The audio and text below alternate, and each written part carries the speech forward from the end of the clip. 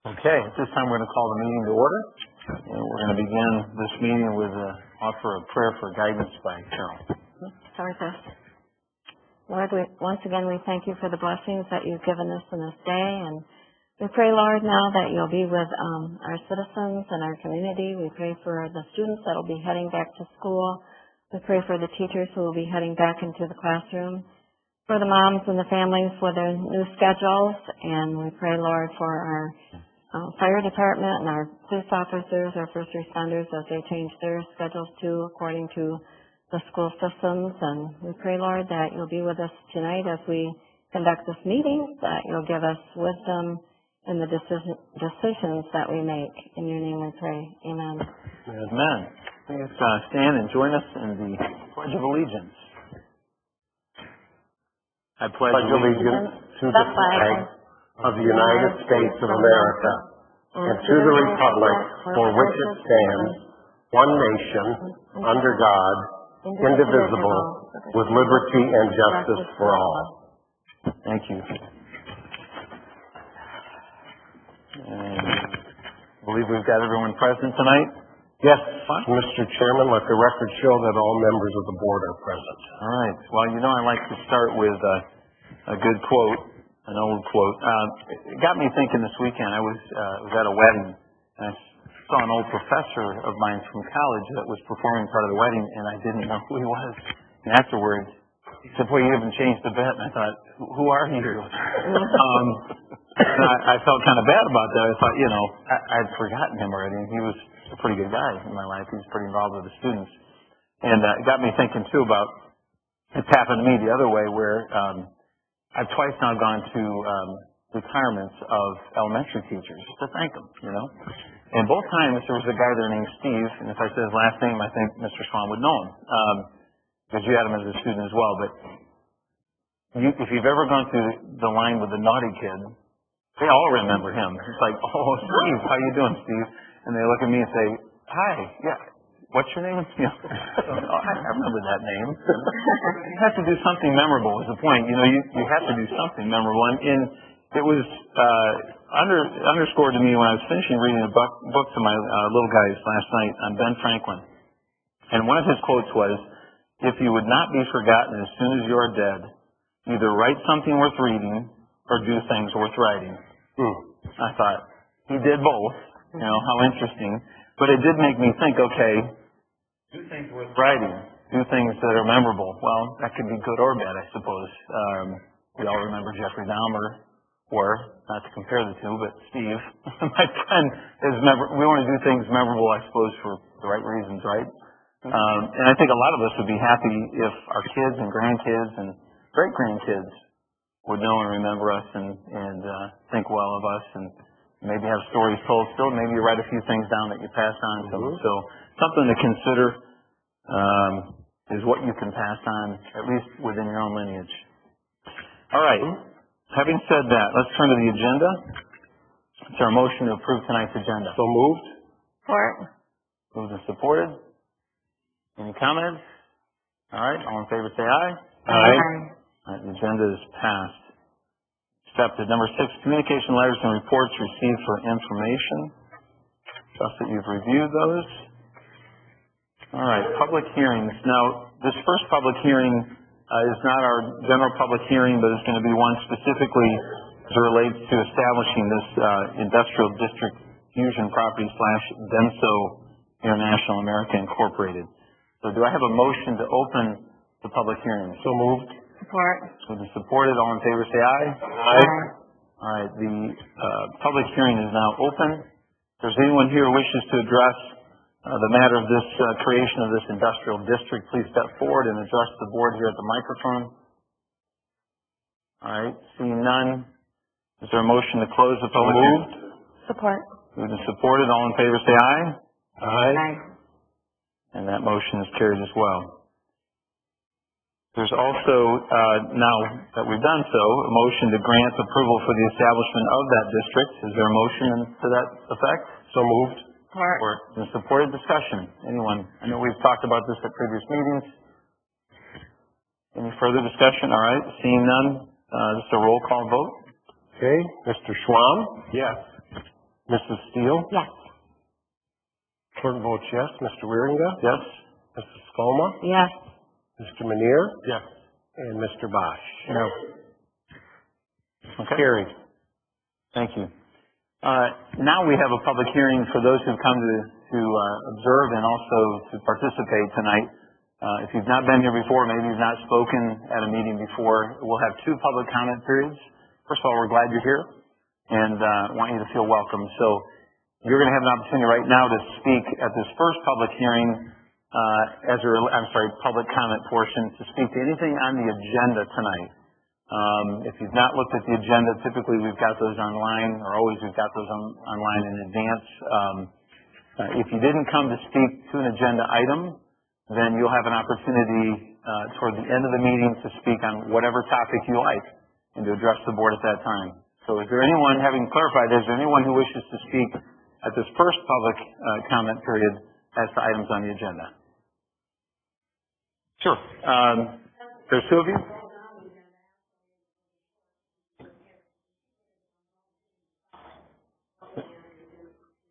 Okay. You know what? I'll briefly, if I could, because I think I know what you came to speak to. Is it Carol, right? Yeah. Carol, we've got a couple of applications for industrial facilities exemption certificates. We're going to be receiving the applications. Beyond that, there's some Chicago Drive South enhancements and a couple of other items that I don't think are the hot button issues tonight. But if you have seen the agenda, if there's anything you wish to speak to, feel free. And I saw you beginning to move there, Mr. Cade, so if you'd like to step forward and address the board. Name and where you live, and you've got 3 minutes. John Cade, 7869 Parkside Court, Jenison. Regarding item 9.3 on the consent agenda is regarding a budget amendment, and it appears to be for $2 million, but this is all, there's no verbiage. It's just this one attachment. And I would appreciate if somebody could say what this is about. I assume the $2 million is something to do with the library, but since there's no verbiage, if you could take this off the consent agenda and just discuss what it's about, let us know what it's about, or just now let us know what it's about. Okay. Appreciate that. That's the appropriate request to make. We'll have a moment here where we'll decide what gets pulled off. Yep. All right. Anyone more on agenda items? Okay. All right. There's a second for that. All right. Anyone else? Okay. Seeing none, we'll close that first public comment portion of the meeting. Now we are at item 9, the consent agenda. Would anyone like to remove any of the items from the consent agenda and place them on the agenda for discussion? I'll pull that item. All right. On 9.3. I'm familiar with what it was. I asked the same question, but. Yep. All right. That's very good. So 9.3, we will make item, let's have it come before the second public comment, so we'll call it item 14A.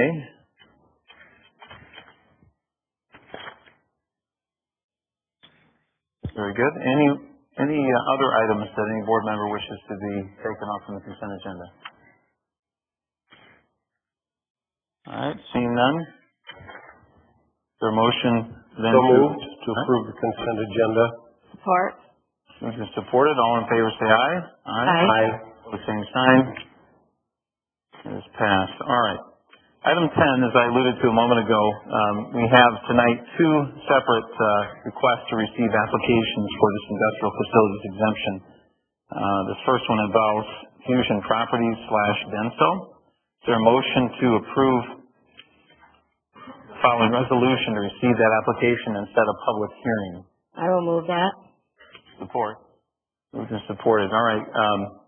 Discussion about that. And this follows on the heels of the creation of that industrial district that we just voted on a moment ago. I think we all know what it relates to, but anything anyone wishes to point out at this point? All right. I would just say that it's one of those, to me, it's government picking winners and losers things, and then carving out a special district just for them. And I always wonder how many people do it. Of course, everybody wants the quote-unquote free money. But I did discover, too, one of our businesses in the area who would have qualified for a tax exemption just like this, refused to do it. He said, I don't want that.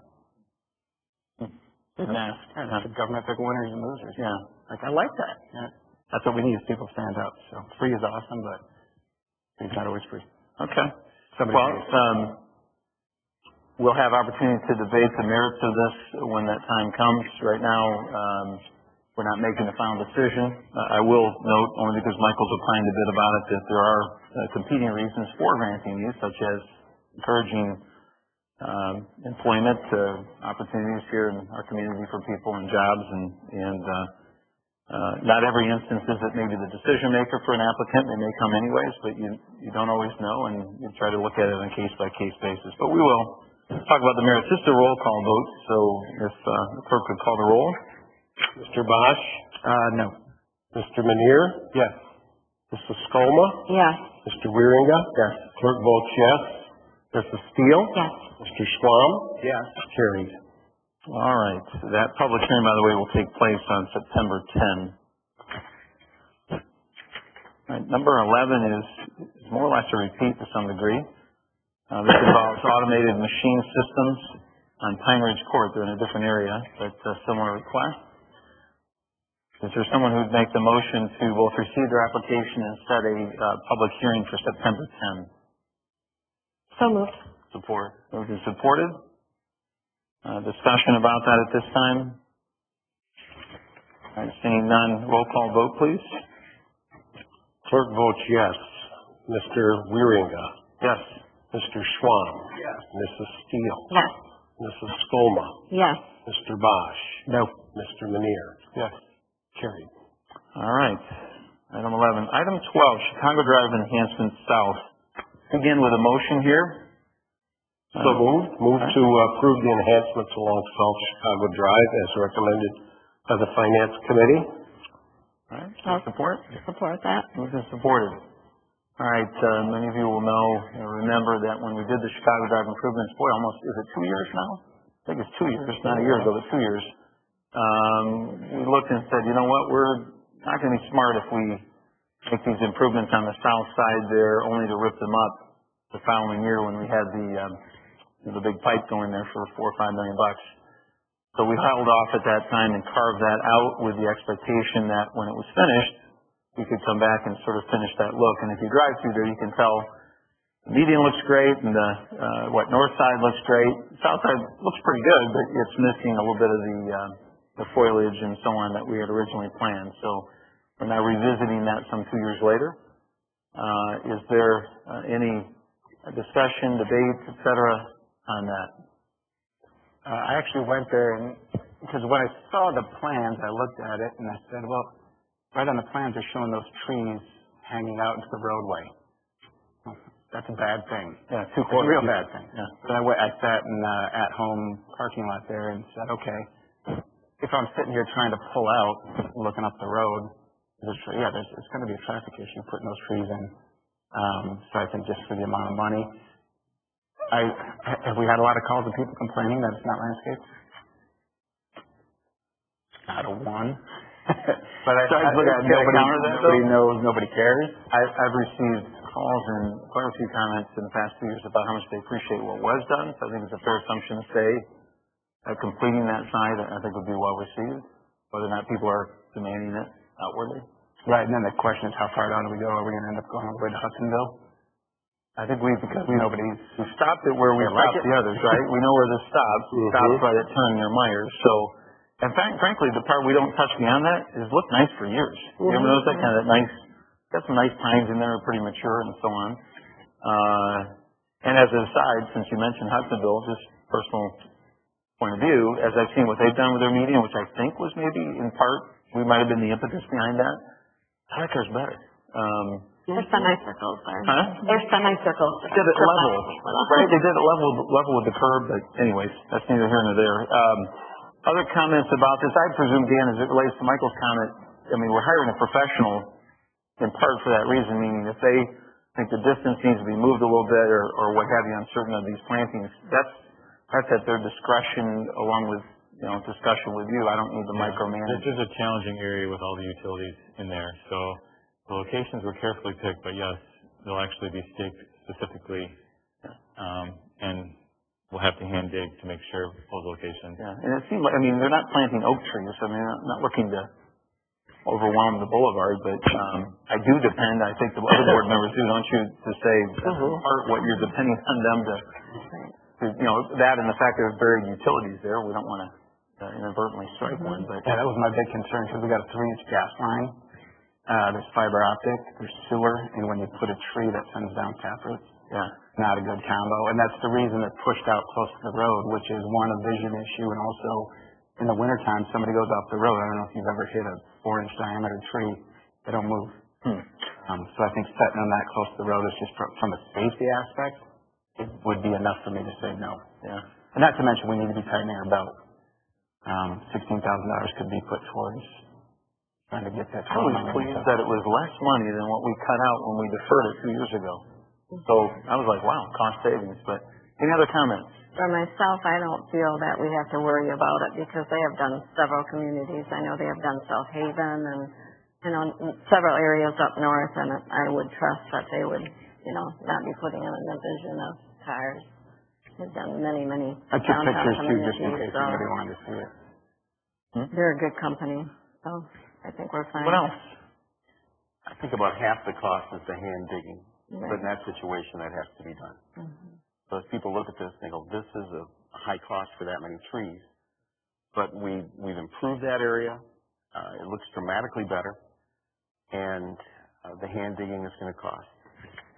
But I've heard, as with you, Jim, I've heard many, many positive comments, especially during the Christmas season. Anyone else? Is there any concern that when the developer starts to develop that old Kmart property that any of this is going to be in their way? Or no?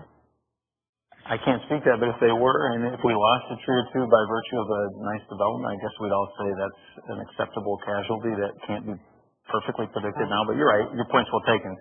There's no absolute assurance that either because of where they choose to turn in, which I think is established, but or where they may need to dig for certain of their own utilities. You know, I work downtown, I see that, I watch those, they've got trees like this that line in as close as these and maybe closer, that line like around Rosa Parks and some of those places. And I see them have to pull them out, you know, from time to time, either because they didn't make it or, you know, something had to happen out in the street and, you know, yeah, there could be a casualty or two. All right, unless there's further discussion, is everyone ready to vote? Yep. Okay, all in favor say aye. Aye. Opposed, same sign. Aye. Motion is carried. Item 13, court painting at 8th Avenue Park. Someone like to place that before the board?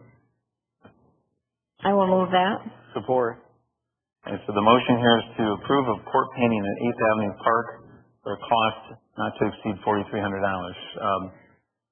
Discussion. I know that we've talked about why that is. Go ahead. Well, this is for pickleball, and there's been a number of people that have asked if we could start looking at all of our parks as for possibly doing this. In fact, I just received a petition from up by Rush Creek, where there's 50 people up there that said that they would like to see a pickleball court put there at some time. So as we discussed this in the service committee, this seemed like a good place to start. We're taking a basketball court, we're turning into 2 pickleball courts, plus it'll still be past basketball at, I think, a very reasonable price, to see how it goes. And if people use it, this would be a good place for us to launch it from. Have you played before? I have not. Okay. Everyone tells me it's a lot of fun. It is fun. It is fun. I like that it's still a basketball court, so we're not taking away a use. Anyone, any comments? I'd just say I'm on services too, and when it came up, I mean the price doesn't sound bad, $4,300. But my question was, I like to do as much community involvement stuff as we can. So with the rising interest in pickleball and pickleball clubs, why not let them stripe it themselves? I think what they do for themselves, it's not going to be an Olympic lining, but unlike some communities where they'll put a net up for them as well. I mean, here, I guess their part is they've got to purchase the net. Yep, they got portable nets. They've got to bring, They got portable nets that they bring. They do, and I've used them, and I guess they are invested in that respect, and we're not going to the distance at this point of saying put up nets and do the rest of the, provide rackets they can rent or use. So it seems like a medium. Because the original quote was something like $32,000 for that. Yeah. So a 43 looks a lot better, but Yeah. still, at the point, if we can get community involvement and make it a project, why not? And services, I expect, has made a mental note of the 50 people or so, and is going to explore at some point maybe that, if that makes sense out that way to. Yes, I mentioned, but I had not received that petition until after that particular meeting, so I was going to share it at our next meeting. But yes, we realize that this is something that's growing, and personally, I'd like to see us take a look at all of our parks. There seems to be support for that. Yeah. It's interesting. I've associated a little bit with dog parks in my own mind because I think there's a strain of people that really like both.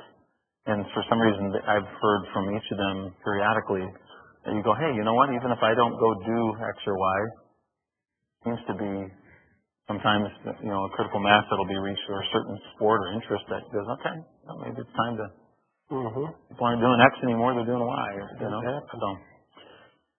Well, all right, further comments? Otherwise, ready to vote? All in favor, say aye. Aye. Opposed, same sign. Aye. Okay, the motion is carried. Item 14, complete restoration in the senior center parking lot from the demolition that was done there a couple of years back. Is there a motion on this point? I'll make that motion. Support. Which is supported. Discussion. I've got the pictures you can see up on the screen. And I don't know if Dan wants to recite real quickly what was and what is and what we're trying to solve here. Sure. Right now, the traffic, here it goes, comes in, and you can see there's kind of a line here of the current pavement, but basically people come in and can kind of make a weave through here to get into the senior center. And this is not our property. This is the early childhood center, and their parents are dropping off children here. And the crowd heading to the senior center are kind of making a beeline through, so the learning center is concerned about the drop-off of children and the cars going through, the buses going through, all heading to the senior center. And this is their property, and so you can see this is the property line right here. So we first brought this to the service committee with an idea of how they'd like to see us proceed and to get the traffic onto our property. And so what you see here is basically the traffic now would come, and this would be a two-way driveway, and stay over here, and then curl around this concrete right here, this little island, and then curl into our property, hence away from the activity of the drop-off of children. So this is the old senior center right here, and we haven't, and part of this cost is to finish the demolition. There's like a little pad here and a few little items, so part of it is to get rid of items as part of it, but we couldn't really do that until we knew how we were going to replace it. This would be a curb here because what we have experienced is some people who want to park in these two spots don't want to make this turn. They want to just kind of take a nice little wind right into it. And so this will also solve that problem of people driving through the grass. They at least have to bump the curb. Now, we could do the bollards there. There's other things we could do to prevent that. This is a little easier for maintenance. We don't have to mow around them, but the bollards would be less expensive to do that here as well. So this is right now proposed to put in a curb, and then a curb here, and then the rest is mostly just painting, restriping. These stripes now have to be changed to angle. This is angle parking, so they don't back out into incoming traffic. So right now they would back in this way. They could pull this way and park. So that'll be changed. So this plan comes from our engineer based on the input of the child center to try to alleviate the problem, as well as clean up the last remaining items here from the senior center. Do you feel like it's going to flow well there, Dan? There's adequate room for the two directions? This is the ideal plan to resolve. The ideal flow is to flow this way, like we originally planned. That's the ideal flow, to keep the traffic apart. But dealing with the concern of the neighbor and the fact that we really don't have the right to cross their property, and they have the concern of the children, and it's legitimate because some cars are going too fast. Okay, they're on a beeline to where they want to go, and they're going too fast. And we just would hate to see anything happen, and so we're trying to resolve that concern at this time before something happens. So, but it's not the most ideal for efficiency of moving cars. It's based on the property we own and preventing injuries is taking a higher precedence of efficiency. We'll be slightly inefficient to go way over here and then come around smooth. It's trying to slow the traffic down. And there'd be curves and so on, so you couldn't do the other if you wanted to, right? This is the curve right here and curve right here to make it hard. Yes, someone could still do this weed, but they're not really saving anything. So, of course, that could be addressed in the future if it has to be addressed. But that wouldn't be our property. This is our property line right here, so that would be off our property. So. And is the Children's Development Center, or whatever it is right there, are they happy with this idea? They're happy. They signed off on this plan. We worked with them to help develop it, and they've agreed. I think we have their signature on a plan as of approval. So that was a key part to resolve the issue because we are trespassing or across their property, or at least encouraging it. So. Okay. Sorry, all my research. All right. Thanks, Dan. Discussion, comments, anybody? All right. Seems like a, yeah. Well, seems like if you let somebody else go, it seems like they keep. Does anybody want to count Michael before he goes? If not, the floor is yours. No one? Okay. All right. I guess my question is one. We never sought any other bids. This is just one. Now it was we paid $1,000 for this drawing, which is probably not horrible, but it's just one company who will get other bids. So the question is if they can get it done for $15,000, they get to keep the rest. But my thing is this is not rocket science. This could be done by any asphalt resealing company. As far as I have issues with the concrete gutter pan being red in the green area only, that's the only spot that's going to have concrete. So to invest that money for that concrete curb in just that one spot, that's 50, 60 foot in front of it, in between that and 8th Avenue is not a curb. That's the only curb that's going to be there. So that's something that could be taken care of simply with just some planters. Be a lot cheaper. And then as far as the striping goes, I think it's just overkill for what it is. We can direct the traffic a lot easier and a lot cheaper than that. The money we save, we can spend somewhere else. But I would at least like to have seen a couple quotes from somebody saying, here's the cheapest way out, here's the most expensive way out. And we decide to go from there rather than just, oh, here's one, it's the only solution. I think we owe it to the taxpayers to tighten the belt. And then also with the money too, we could save, when I was out there, did anybody else go to a site visit here? With the money we saved, I was over at 8th Avenue Park. There's all kinds of holes in the play surface. I mean, that's money we could use to patch that. And that's what I'm always trying to look for is, if we can save some money, where could we spend it? I'm still old now, because I remember when we put that in over there. With the The issue is we can't find anybody to come and patch it. And it's not that I went to the library to see if I could get some books on how you patch play surface. Nothing. But I Google searched it, there's videos of exactly how to do it. It's easy. Real easy. And so it's not expensive. We need the library, right? I mean, that kind of dovetails right into this. Well, that's what I'm kind of thinking. We save some money here. Save across the board. But same thing with pickleball court striping. I Google searched it. They have books on how to do it. They do. How to stripe a court? I couldn't find it. Yes, it is true. We could block it other ways, but that's the reason for the curve is purely to keep the traffic. Whenever you want to force traffic one way, there are those who like to take their own path.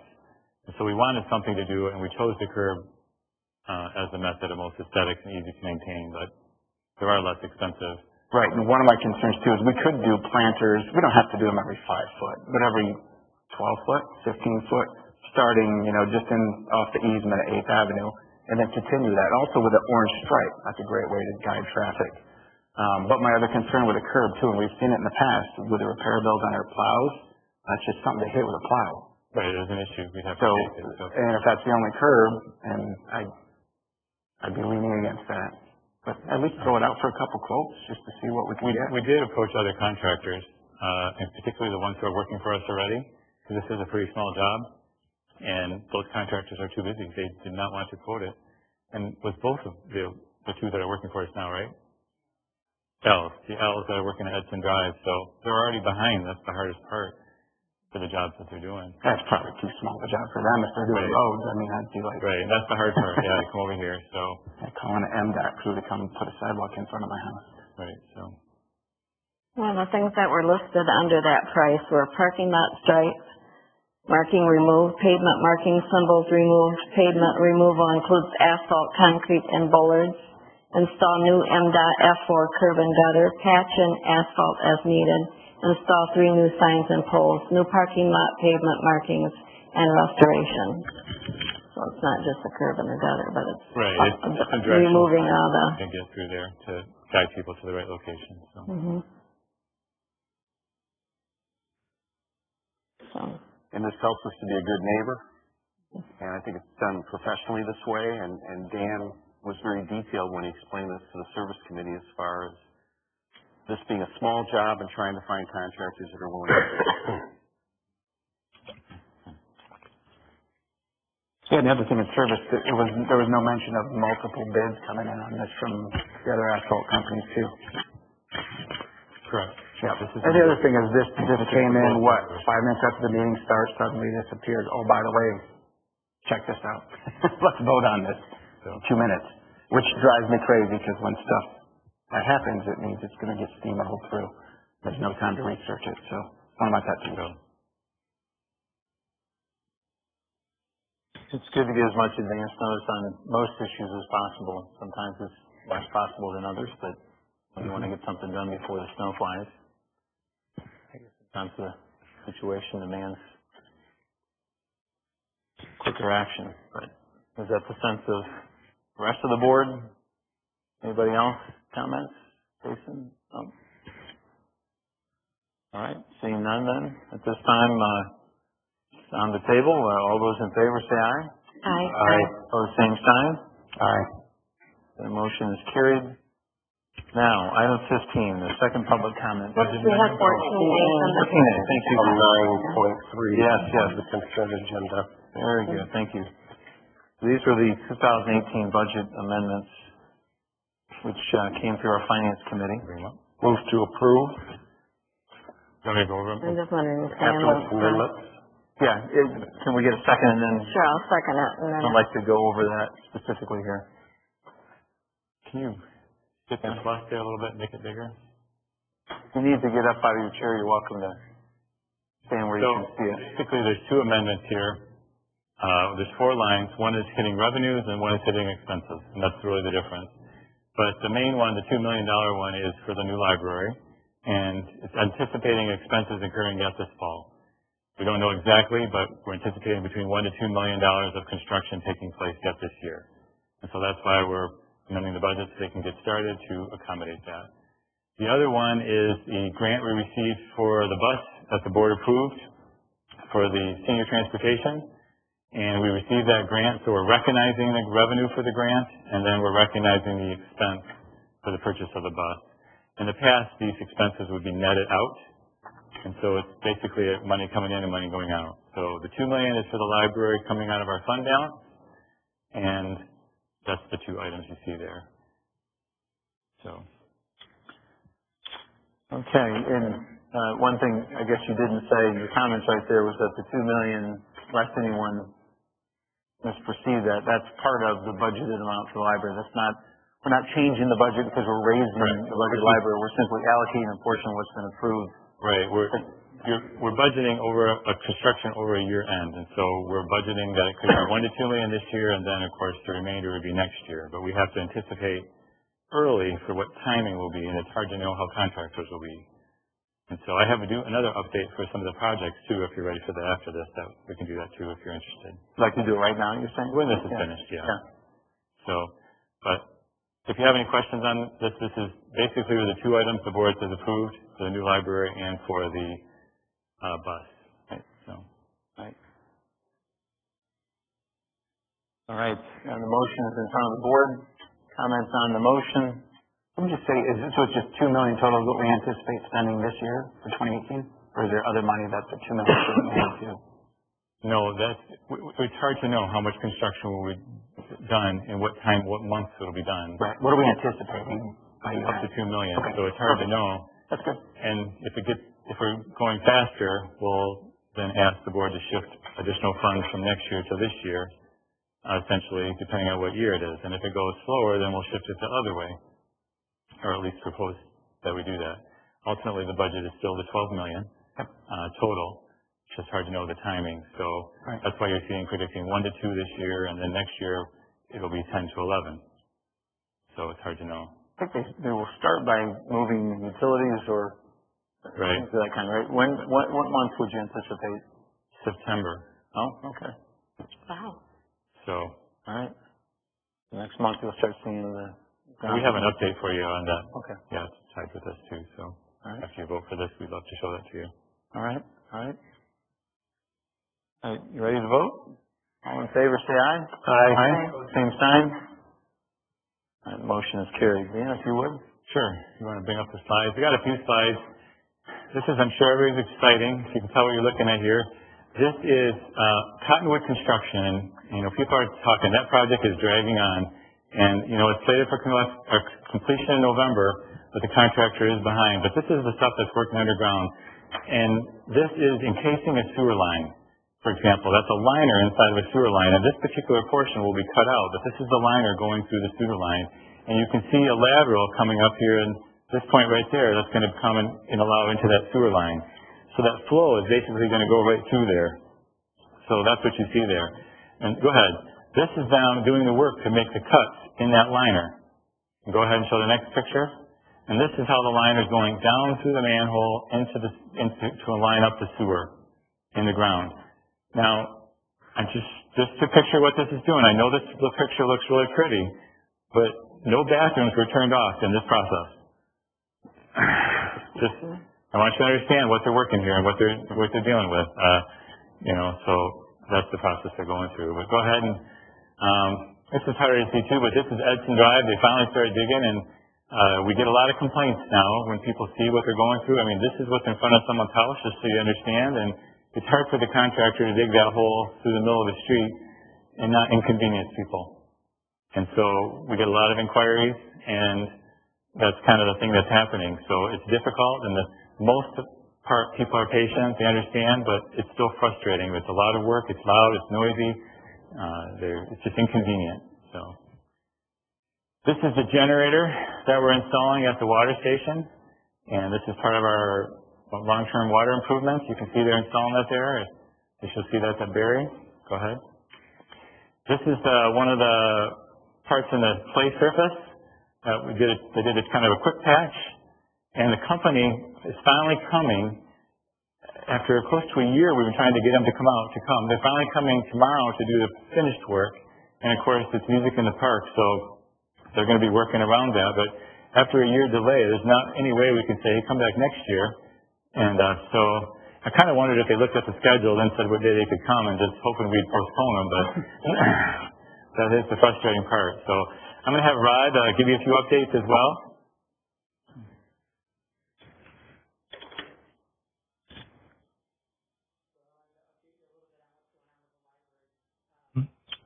Flooring, we spent a little bit of time on recently. So this shows,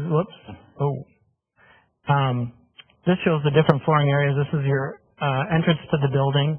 This is a cork back vinyl tile for walk-off, easy cleaning. Various carpeting areas throughout, and I'll show you some of those, what those samples look like here in just a second. This is the upper level. So you come up the steps to the upper level, have that vinyl tile again into different carpeted areas. This is going to be a wood grain vinyl area. And then in the quiet reading room, which is right here, they're going to do inlays of carpet to make it look like area rugs, make it look kind of homey and comfortable. And then this is a employee work area, break room work area. So there's some vinyl tile in there as well. So this is what they're looking at for the vinyl tile in the main entryway and up at the top of the steps. Kind of an interesting gray pattern. This is one of the main carpets they're going to be using throughout. And then this carpet will be in the young adult area to kind of jazz it up a little bit looks a little different, kind of hoping to draw the young adults into that area. This is an overview of the children's area. So it'll start out here.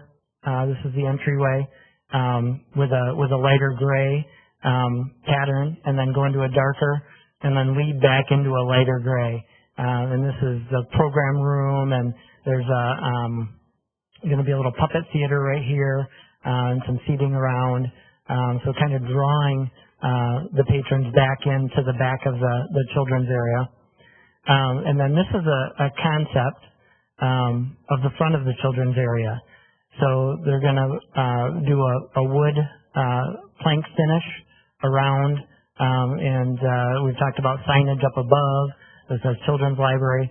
But this is a smaller door, kind of a treehouse feel entryway for the kids, and then kind of opens up in the back.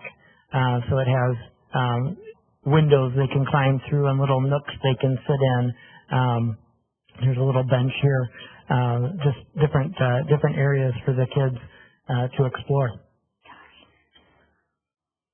Any questions? I love that. My daughter's pediatric dentist has like a kid-sized door and an adult-sized door. Yeah, and it's her favorite. I hate the dentist, but she's like, I get to go in the kids' door. That's a really big deal when you're sick. They were one of my customers when I was in banking, and I was always amazed. I'd spend 10 minutes in there, and I'd see like 8 kids go through that little door. Yeah, that's crazy. Yeah. It's very cool. Thank you, Ron. There are meetings approximately every other week. Is that a good approximation? Yeah. And that involves hours and different people and pulling people in. So progress is being made. Okay. Now, second public comment period. As I had told you earlier, yes, this will be your opportunity to be able to come and address the board. Now, this part, Ms. Heiser, that's going to be frustrating to you. I'm going to give it to you in advance, right? So, first of all, I don't mean to pick on you, Carol, but I didn't want you, I called in Mr. Kate, I'll call you Ms. Heiser, but no, you get 3 minutes, which, if you had a lot to say, that's going to seem maybe short. But you know that we are here after meetings, we are here by email as you've reached out to a number of us, and any one of you is able to, or to pick up the phone and to call us and so on. I think the other part that sometimes if you haven't spoken before and you got a lot to say or something you really want to share, that's a little bit frustrating if you're not familiar, is that this is not a dialogue at this point. We want to hear you. So if you're expecting us to debate with you or talk back and forth, that doesn't happen typically during that period of time. Now, it may be when we do general discussion at the end of the meeting that you've made a point that someone here would want to echo or explain or discuss. Then you may hear the board discuss that very thing among ourselves. And then, as I say again, when the meeting's over, if there's somebody or several somebodies that you're wanting to catch, you may be able to do it, or you may just get their number and call them later. But we want to be accessible. We want to follow the decorum as well. And so, having said all of that, you may proceed. And all we ask is your name and your street address. And if you would just stand at the mic here, sir. Yeah, would you like to?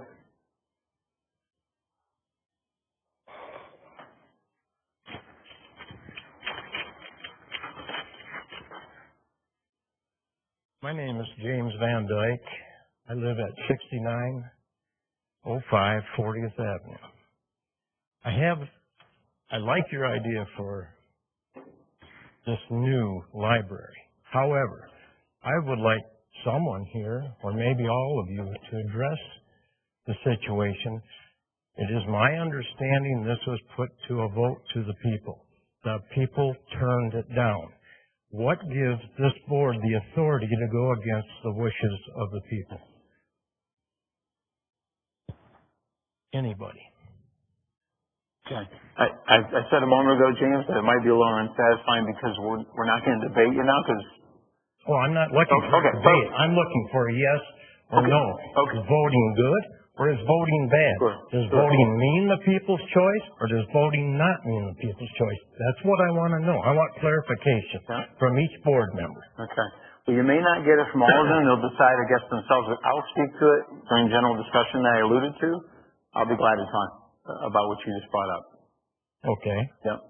All right. All right. I'll be listening. Okay. Thank you. All right. That gentleman is a retired Navy SEAL, so he all deserves major amounts of your We respect. do honor you, Mr. Van Dyke, for your service and appreciate that. I wasn't going to say anything tonight. I actually came here just to listen and to just let you guys know that we're keeping an eye on you now much more than ever before. Mike Bosch, I agree with what you say so much. You guys are spending way too much money. I don't care what anybody says. You are, and you have, excuse me, I'm talking, thank you. No, you need to give us your name and address I'm so sorry. we know who you are. Name is under my house. Yeah. Carol Heiser, 692 40th Avenue. You're spending way too much money, and there's a whole township of people out there who agree with me. What I don't understand is why you say you want to listen, but nobody's listening. This gentleman right there is the only person that I have spoken to that has actually come across honestly, and I've spoken to a fair amount of you. He's the only one that's come across honestly, and it's irritating, and I don't like having to police our politicians. I got better things to do with my time. But here I am, and so is my husband with a busted back, by the way. And it's got to stop. I agree. The put in speed bumps if you're worried about. I don't understand what your vision is for this community. Nobody wanted not nobody. The library was voted down, just like Jim said, but you just all went ahead with it anyway. Why? Should we just stay home and not even bother voting? Anybody? Mr. Vanderclock, I wrote you a letter, a nice one. I invited you to come to my house several times, and the response I got from you was very cold, and you just kind of blew me off. I don't appreciate it. You work for us. You all work for us. We pay your salaries. You owe me that much. And as a retired minister, I shared that email with you. Yeah, we appreciate if you would address the board. I'm addressing Mr. Vanderclock. Seriously. So he's part of the board. Okay, so there, I'll leave it at that. That's what I'm here to say, though. And like I said, I wasn't even going to say anything. But thank you. Thank you. And stick to your guns. God bless. Okay. Thank you. Others of you, including Mr. Heiser, if you wish. No? All right. Yes. And proof that you can speak at both public comment periods to John Cade. John Cade, 7869 Parkside Court. I haven't come to this meeting in about 2 months, but I do look at the minutes. And I recently saw something or heard something that the library that was planned to be there is now going to be directly in front of this building. Something like this. I don't know if any of you can comment on this, if this is real or if it's still going to be where you're planning to put it, or if you're planning to put it in front of this building. So during discussion, if you could make a comment, maybe this is not at all true, maybe it is true. If you just comment on it, the location of the library, if it's been moved. The other thing, and if Dan could maybe comment on this, he said that Cottonwood, there's been construction delays. If you could somebody could make a comment when Cottonwood will be completed. Okay, thank you. Good. Topics. Anyone else? No one. All right. Seeing none, we'll close the second public comment period. Now is the time for discussion and general information. I know that it was suggested to us that we discuss before any of us brings up our own matters or matters that we just heard from the public, that there was discussion. Was it among services? I think it was, yes, for privatizing sidewalk snow plowing. And we provided a quote that was received for that purpose. And I trust you've reviewed that as well as the policy. An opportunity, if you wish, to discuss that. It is certainly something that I think I speak for all of us that we'll hear from one or more members of the public each winter. Why is my walk not plowed, or that one is, or why aren't we doing more or less, So those of you who've been thinking about it, writing about it, does anybody wish to discuss that right now? We're looking for ways to save on costs. Privatization seems to be the best way to go. Our equipment is getting older. We're to a point where we could be spending well over $100,000 on some of our equipment. And if we were going to make a change, this would be the time to do it. There's also the possibility that the company that would be taking this over would possibly buy the equipment from us. So when you look at the full picture, we will not probably have immediate savings, but we will when we go to replace equipment. And at that time, it could be substantial. So this is a step towards more privatization. And sorry. If I can give a little background of what started this, if that's okay. Yeah. When the sidewalk policy was adopted some time ago under a different supervisor, the direction at that time was as the equipment aged, we were going to phase out township plowing because obviously we're installing more sidewalks that we're not plowing and we're only plowing a select group. And so the decision was as equipment aged, we would phase it out. So I approached the service committee at that point. Do we want to continue to phase it out as our equipment's getting older? We need some years to plan for this. And at some point in the future, we're going to see some significant maintenance on the equipment. Not this year, we're fine, there's some time. And that's when Mr. Boss here suggested we should look at privatizing and outsourcing the project. And so that's what we first did. We went out to bid, contacted multiple contractors who are in the snowplow business, a different business, and got none.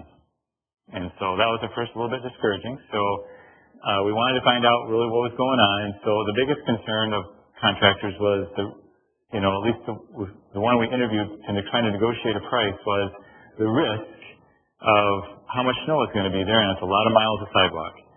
And so that's where we asked and said, okay, what if you were to give us a price on a per push basis with a guaranteed minimum or a whole contract? And so you have 3-year contracts here for you if you'd like to see this outsourcing.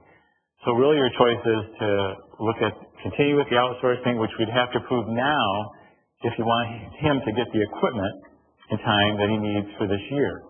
And yes, we can negotiate purchasing ours, but he has to plan staffing and equipment. If you want, or we can continue and then look at it, but it would be another year at least, would be the timing. So that's the key for the timing, is the contractor needs time to make this arrangement. It could snow in November, and they need some time to be ready and work out these arrangements. And it's going to be here soon. Or we can continue to plan on maintaining the equipment ourselves. And, the timing, we're not sure. It could be multiple years before we have to replace one, but it could be sooner, and the repairs are only going to grow until we get to that point. And so that's why we're just looking for direction. And if this is the direction you want to go, and this is why he brought it up in the first place, and that's why it doesn't come with a recommendation, because there was concern about how high the price was. It's a high price to outsource it, and so there's no immediate savings. But long term, we wouldn't have the space, we wouldn't have the employee overtime, and of course, we wouldn't have the equipment nor the liability. Their price includes plowing and cleaning it up in the spring. And we've worked with the contractor in the past with our mowing, and they've done a great job. We've been pleased to work with them, and so we feel pretty confident that they could do the work as far as a reliable contractor. So if there's any questions, sorry, you have a question? Well, Dan, how many miles again are we talking? Is it about 32? 36. Is it? I was going to say, it's 36 we miles. attached the policy there. They're at the bottom there on the agenda there, so you can see the list of streets we're doing. Primarily main roads and near schools, right? It's primarily main roads, yes, it's main roads. And then no new ones, we kind of decided, no new routes.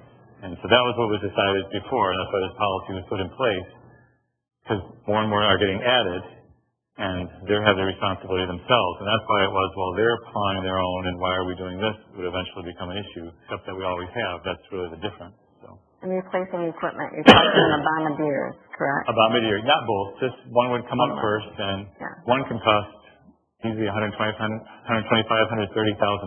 So it's not inexpensive. So when you're replacing that, that explains why it's bid priorities. They're taking risk, and that risk will leave the township. I'm sorry, how long does a bombardier last? What's the average lifespan? You know the age of it? Yep. So 99 is the oldest one. So 20 years. Yeah. And about 3 years you spend in privatizing, at least at this bid, you spend enough for a new bombardier. Of course, that doesn't cover your labor and all that sort of thing, but yeah. You still have the maintenance, labor, and upkeep. But like I said, we have time. It doesn't need to replace now. It came to the committee saying, we need a plan for the future. Which direction do you want us to go? Are we going to plow more? Are we going to plow less? Are we going to plow the same? And it's all important. And that's when he brought the idea, why don't we look at outsourcing it? And so that's where we're here, but then of course the price is high, so that it doesn't look as attractive. Yeah, right. So our people do it now. They start at 3, 4 in the morning, and they're looking at about 36 miles they have to get done. They're trying to do before school starts. And what we're looking is privatizing that, so that in the long term, we think we'll save money. So. And the current streets that we're doing now are pretty much around the school area. Like Baldwin Street from 48th to Cottonwood, Dollar Road from 24th to 20th, and then the list goes down. But that's the general area of that. Just in the math in my head, it's like $800,000 at this rate, at least with Priest, over the lifespan of a Bombardier. If you bought 2 new ones, that's about $250,000, and you got labor. Are you going to spend $550,000 in labor and liability? Almost like privatizing. Could it be possibly more expensive? Well, if you look just at the cost, certainly. Then you have the space of storage as well, and the need for Which is storage. a cost. Yeah. Right. So there's other costs. So it's not quite as soon as that. But no, you're right. It does not. That's why he doesn't have a recommendation for you. That's why the service committee just brought it here for your review and input. No, I'm not criticizing because if you were in spitting distance, though, you'd say I'd rather privatize than have the headache of it. But if you're wider than that, you'd say, we're maybe doing it more efficiently than. No. Well, I suppose the other option is you eliminate it, but that's... Yeah. So, I mean, you have insurance on the machines, you have the wear and tear, the maintenance, all that's got to be added in. So it's not as bad as you've proposed, but it's clearly not like we'll make money right away. Or save money right away. It's clearly not the case. You have to take a lot of other factors like the storage space. That will only be an issue before we have to build new. Because right now they're kind of full, so that would relieve some of that space issue. So. Yeah. My instinct, just as one vote among 7 here, is that we owe it to priests to respond to them, obviously, and that creates a little bit of urgency, even though, as Dan's saying, we've got some life yet in this equipment.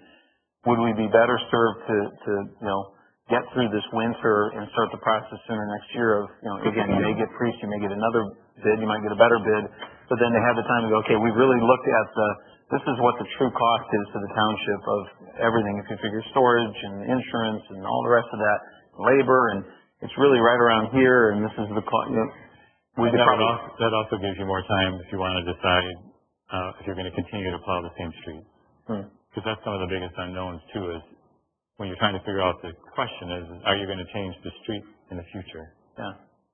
So. That arise out of services, I presume, right? So, yeah. Okay. So, yes, the only reason you have to look at it tonight is if you want to privatize it. If you don't want to, you just wait a year, it's fine. You could still privatize it.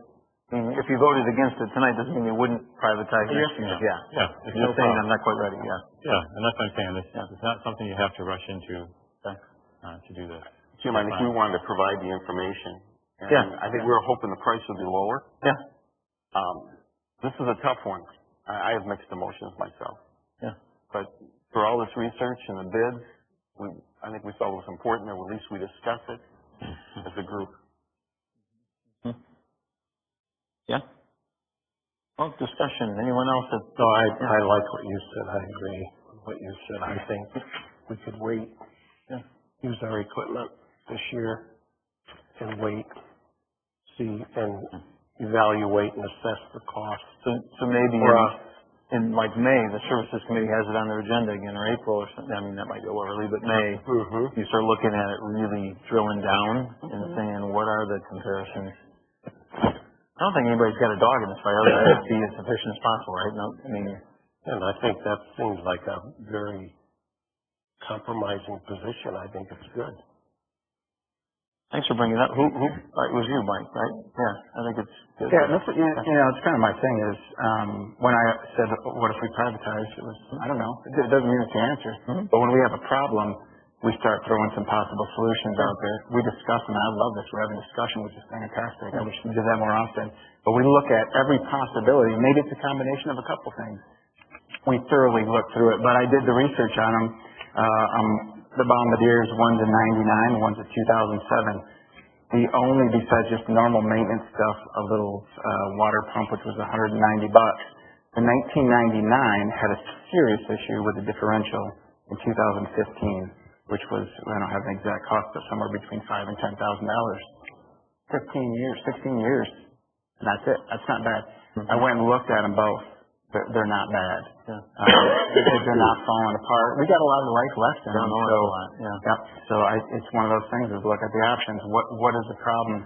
One of them is the cradles get a lot of damage from getting hit by when you have heating and sidewalks. So, well, what's our policy with sidewalks? Every year does our DPW take a bike down the sidewalks and mark ones that are going to cause significant costs and broken welds, or there's no policy. And that's one of those things is, by looking into this, I discovered, we need to set up a policy. If this is damaging our equipment, it's shortening the life, let's get a policy in place. Also, there's not policies in parks. There's all kinds of, so there's lots of opportunity for some policies that can save us money down the road, but these things have, look at the 99, it's still going. It's got plenty, in the 2007, that's going to be good for a long time. If you look online, another thing, I didn't check the library for bombardiers, but I did check online, and they have some that look like they're from like the 20s. They're still going. They go. They're diesel, so they're tough. They're made to run, so we could have 15 years left. So I thought the number was going to be lower when I got the estimates. I about fell off my chair.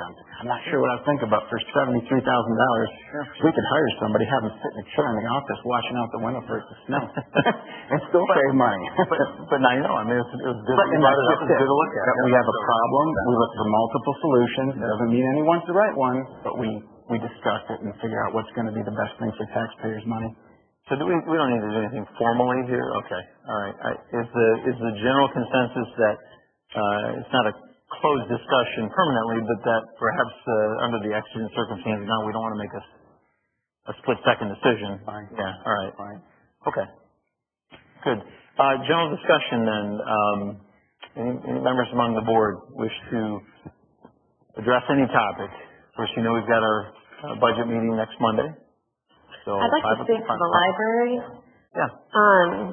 And that previously having been put before a vote, because that was a question that came up. But I voted for the library when it came before this board, but when it was a ballot issue and was lumped in with other things, I voted against it. Not because I don't want a library, but because there was other things that I just didn't feel thrilled about. And so I think that it is a very broadly sweeping comment to say voters turned it down. Because voters turned it down when it was packaged with a lot of other things. And I think that it's worth noting, just because it came up during public comment, that it's illegal for us as a board to go before the community and just say, should we build it, yes or no? For us to do an advisory vote, we can't do that. We can put a ballot issue, and Dan, correct me if I'm wrong, but we put a ballot issue out if we need to raise money, if we wanted to levy a millage or a bond to fund it. But if we can pay for it out of township money, we can't just put a yes or no, should we do it, advisory vote on the ballot, true? And I just think that it's a very broad statement to say people voted it down, because what people voted down was a library bundled with other things and an additional fee on their property taxes. And this isn't raising tax rates. This isn't us asking for more money. This is money that we have on hand and that we can pay for it. So I know that it is a contentious issue. I know that there's people in this community on a very broad spectrum of opinions on this, and the only reason I'm speaking to it is because it came up, during public comment. I want you to just hear my opinion because you asked for each of us to speak to it, and so that's what I did. But that's just kind of my 2 cents on that topic, and that's really the only thing I had to talk about. So. All right. Not at this time, though. I agree with what Beck. I think we need to remember that when that was a bond issue, and tied to that was a new library, the moving of the township office, and a senior center. All of those 3 things were packaged together, and we had a vote, and the vote was no. And I think Becky's correct in terms of people, first of all, didn't for a number of reasons, but they didn't like that particular proposal, obviously, because they voted against it. Some people didn't like it for location, some people didn't like it for Right. cost. Some people wanted the library to stay here. We heard that often. Others didn't like the idea of moving the township office, and what are you going to do with this building? That was also the same time, you'll recall, that the Genesee Public Schools was talking about an early childhood center that is at the old Maplewood School. Then there was discussion about them, that is the Genesee Public Schools, coming here and using this building as an early childhood learning center. And that was part of the discussion as well. But nevertheless, that was voted down. And Becky is also correct in saying that we cannot, it's against the law for us to take an advisory vote. We are not allowed to do that by law. But this new library, no taxes will be increased. There'll be no, we know that, and it's coming out of resources that we have available to us. And you may want to add more to it because you've been involved as well. Well, and also when we had town hall meetings, and when we had the town hall meetings, the majority of people that came said they did want a library. And then we had the vote. There were very few who came who said they didn't want it.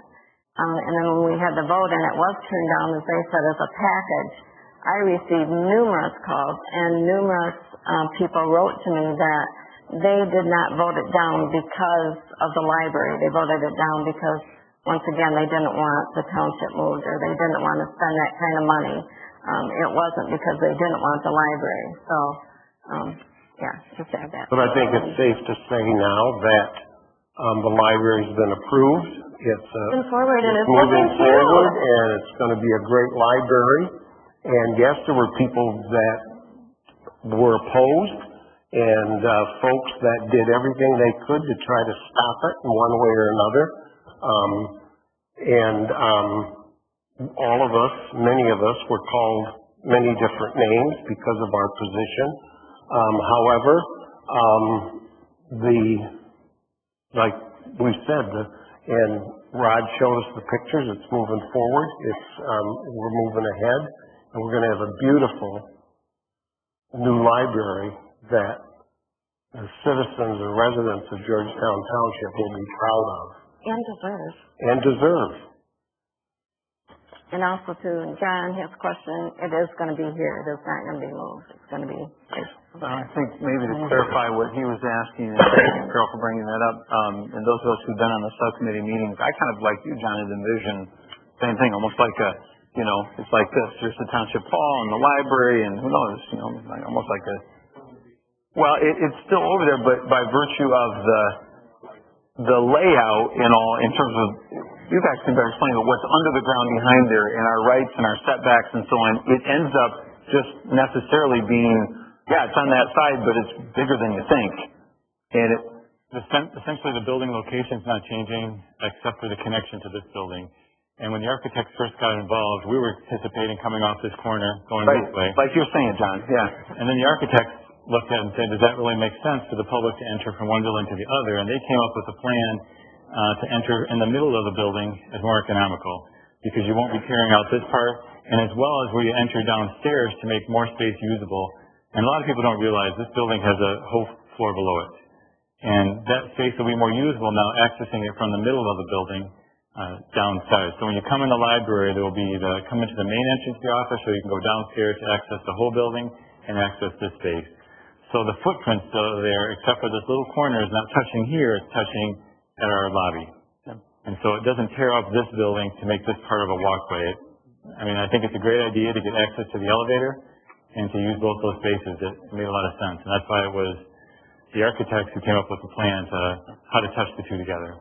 For what it's worth, for those who like symmetry and know the building, it kind of bothered me, because you see this and you've got equal parts, and now one part will be hidden, and you think you've lost your symmetry. But after you get accustomed to, maybe if you never really took notice of it, or once you haven't seen it for a while, it looks good in terms of its blend, and it creates sort of what's going to be a natural courtyard out here, between the new library building and this wing of the existing township building, that's going to be a dedicated, I don't know if it's entirely dedicated, but more of a children's area, outdoor if they're going to do things out there. It's going to be a safe environment and sort of a green area. That may be useful in a way that if we'd used that space and left, everything out front. At least that's how I reconcile myself from the symmetry perspective of saying, okay, I get it. But good question. It is. And a better view might be one where you can see there's some views, and perhaps Rod could show you, if you called him, he could email you or something, but there's some nice views where you can see what it looks like as opposed to a downward view like that where it looks hard to envision, If you see it more from the front, it's that's what I really meant. appealing than what that looks like from the And while we're on the subject of things, John brought up Cottonwood. Do we have I know they're behind, but do we have an estimate as to when they think they'll finish? November 15, okay. Original date was? Okay, so not a huge, and it could, I suppose conceivably it could bump again a little bit if something unexpected came up, but. We want to pave by November 15th. All right. All right. No comment. Yeah, with the library, I think what Mr. Cade was referring to was this was the plan we were shown, and you can see how much it's moved. Yeah. Is that?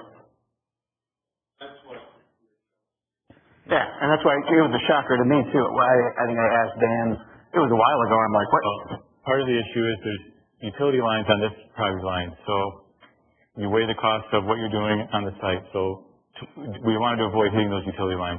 Right, and what brought it up was I was at the library for my daughter was in a drawing class, and I saw, hard hat area construction. I'm like, wait a minute, we had a board member say it wasn't logistically possible because you couldn't tear into our library and keep it going. We couldn't have dust in there. That's why they couldn't expand. And I'm like, well, what are they doing? Well, it's because the building moved over, 100 foot, 150 foot? So now they have to lop off that back corner, the whole children's area. So are we shutting down the library because of the dust? Because that was going to be a problem before, but now suddenly it's not a problem. So that's when it was a shocker to me. I'm like, oh, this thing moved. I didn't even know it. Boy, that was slick. And then people look at that and they say, wow, well, how come they're not telling us this kind of stuff? And then we wonder why we don't have that trust. But that's a whole other issue. But you know me, I just want transparency and communication. Gonna beat that same drum.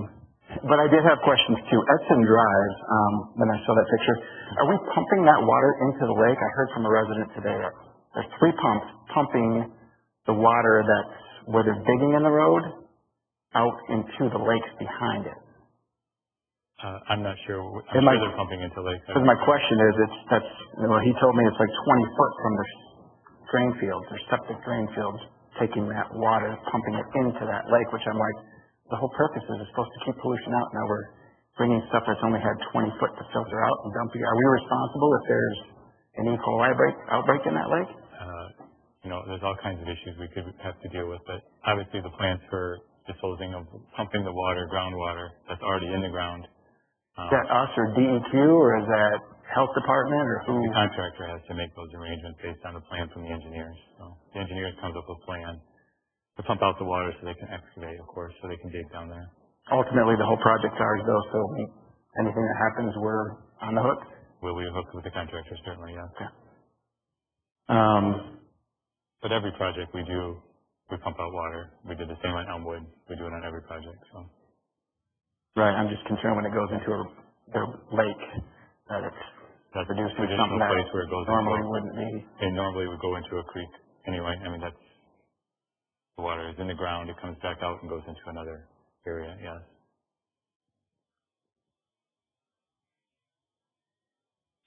Jason. I guess just because James wanted to hear from all of us, I just wanted to, just for clarification, that Michael and I were the 2 no votes on the library. So, not that I'm anti-library, I just didn't like the price tag. So, I didn't want you to think that didn't want to answer. So. Okay. Oh, Carol, did you go already? I'm trying to recall. Do you feel like you said she did? Yeah. Want to say okay? I'd like to thank you, James, for your service to the country. And you and I had about 45 minutes. We were able to talk in your driveway, and I did discuss with you at that time my view. I believe it's apples and oranges. I think this is completely different. And as I talked to people, it was location. Many of them walk to this area. This is in the heart. And they didn't want to lose that by having it farther down the road.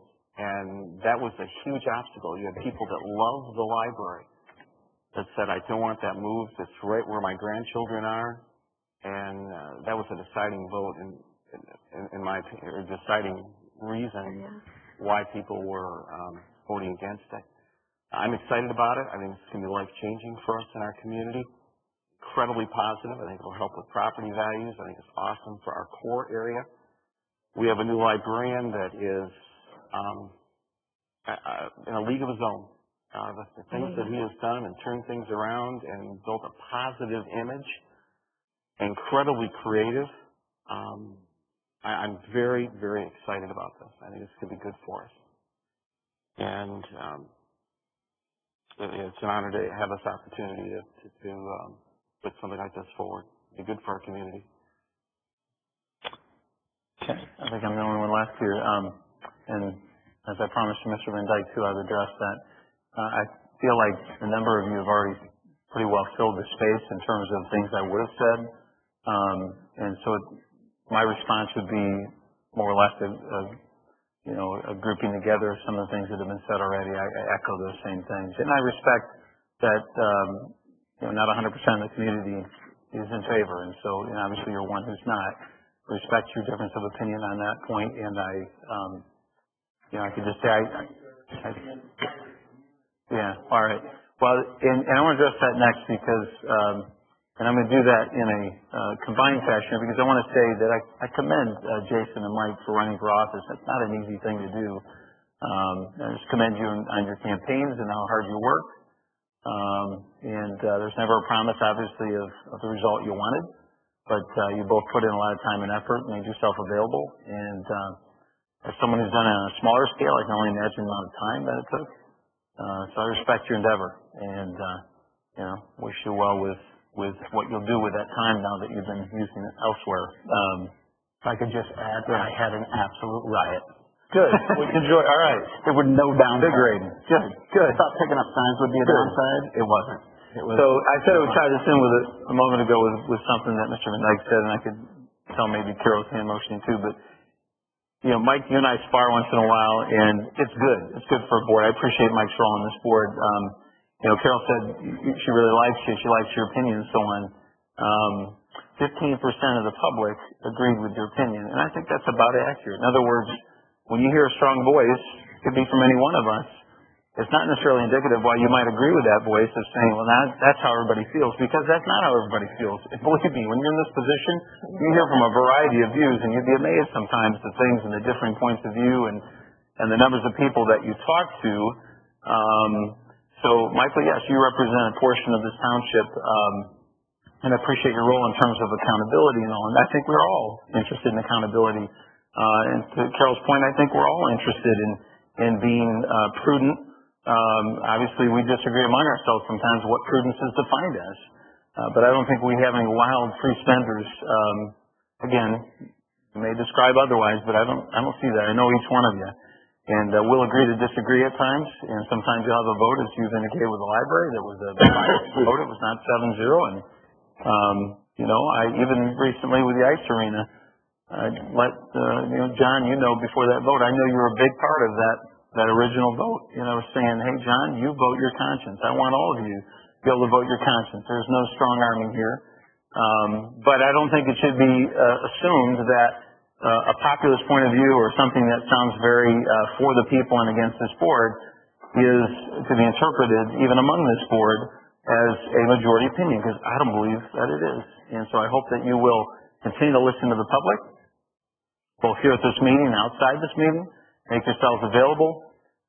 You were elected for a purpose, and do your job as well as you can. Obviously, we all try to do that, and we'll differ at times. But I don't question the motives of any one of you. I appreciate all of you in terms of your gifts, your inputs, your abilities, and your part that you play in this board. So normally we wouldn't have this type of discussion at the end. We're talking about specifics, but I think it was good. It was healthy that we talked about some of the things that were brought up tonight in open public comment period. I'd have a quick question. What is the 15%? Why, isn't that what you got for, in terms of percentage of the vote? Oh, this first state rep?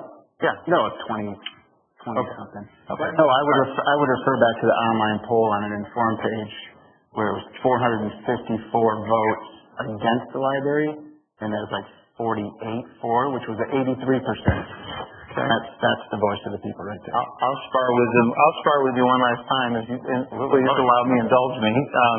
But you're disingenuous at times, Mike, like when you say earlier that, oh, if you can lop off the corner of a building, why can't you do a $6 or $7 million renovation to the existing building without disturbing it? That's apples and oranges. I believe you know that when you say it's slick. No one's trying to be slick here, okay? These, you know, Rod's report tonight, Dan's repeated reports, we're trying to be completely open. We've, throughout this process, been open in terms of getting the input of the community. The poll you cite is but one indicator or one avenue through which some people registered their complaints. But I think each one of us is overwhelmingly, maybe not you, but a number of us have said we've gotten an overwhelmingly positive report, both in the meetings we had, the town halls we had, the various breakout groups and you know, community forums, some of which, Rod, I know you led. And I want us to agree to disagree at times, but to do it in a way that is not misleading the public, because I don't want the public to say, did you hear that? They're trying to hide the ball. Because that's the implication. I know what you mean, and I know you, so I don't take offense to that. But if it's interpreted in that fashion, says, you know what, they're trying to put one over on us, which is sometimes the tone. Nobody's trying to put anything over on someone, honestly. Right, that just echoes from, I've knocked over 1,000 doors in Georgetown over the past 4 months, and this is what I'm hearing from people. It's not like 1 or 2 people. Okay, but as you've knocked on those doors, I go back to the point that 4/5 of the electorate wasn't agreeing. So, well, I wasn't selling a $12 million library. Okay, well, all right. Well, but I do take umbrage to the fact about the whole cutting off the library, because that was never meant. No, it was the whole reason to have it separate is it wouldn't interfere. And I'm just saying that the goalposts have been moved. Okay. All right. Mr. Chairman, I move that we adjourn. I'm there, Rich, if you allow me. Yeah. Yeah, it's been moved I and move that supported. we All in adjourn. favor, say aye. Aye. Opposed, same sign. Aye. Okay, the meeting is closed. Those of you who have utility, you've got that tonight, right?